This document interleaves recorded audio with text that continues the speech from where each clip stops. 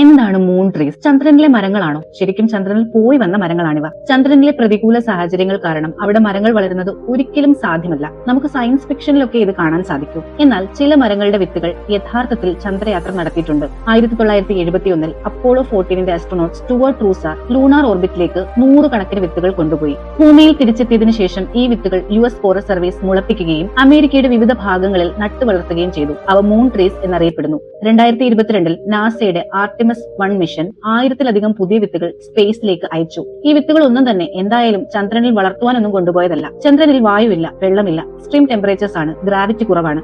ആ സാഹചര്യത്തിൽ എന്തായാലും വിത്തുകൾ മുളയ്ക്കുകയും ചെടികൾ വളരുകയും ഒന്നുമില്ല. പിന്നെ എന്തിനാണ് വിത്തുകൾ കൊണ്ടുപോയത്? എങ്ങനെ ഇവ സ്പേസിലെ സാഹചര്യങ്ങളോട് പ്രതികരിക്കുന്നു എന്ന് പഠിക്കാനായിരുന്നു അത്. റേഡിയേഷൻ, മൈക്രോഗ്രാവിറ്റി എന്നിവയോട് വിത്തുകൾ എങ്ങനെ പ്രതികരിക്കുന്നു, അവ എന്തെങ്കിലും മാറ്റങ്ങൾ ഉണ്ടാക്കുമോ എന്നൊക്കെ അറിയാനും ഭൂമിയിൽ നിന്നുള്ള മറ്റ് ലൈഫ് ഫോംസിനെയും നമ്മുടെ ഗ്രഹത്തിന് പുറത്തേക്ക് എത്തിക്കുക എന്നുള്ള ഉദ്ദേശത്തോടും കൂടിയായിരുന്നു ഇത്. നിങ്ങൾക്ക് ഭാവിയിൽ ടെക്നോളജിയുടെ സഹായത്തോടെ ചന്ദ്രനിൽ ഒരു മരം നടുവാൻ അവസരം ലഭിച്ചാൽ നിങ്ങൾ നടുമോ? അതോ നമ്മുടെ ഭൂമിയെ ഒരേ ഒരു പച്ചപ്പുള്ള ഗോളമായി നിലനിർത്തുവാനാണോ നിങ്ങളുടെ ആഗ്രഹം? കമന്റ് ചെയ്യാൻ മറക്കരുത്. ഇതുപോലുള്ള കോസ്മിക് ഫാക്ട്സിനായി ഈ ചാനൽ സബ്സ്ക്രൈബ് ചെയ്യുക. Thank you so much.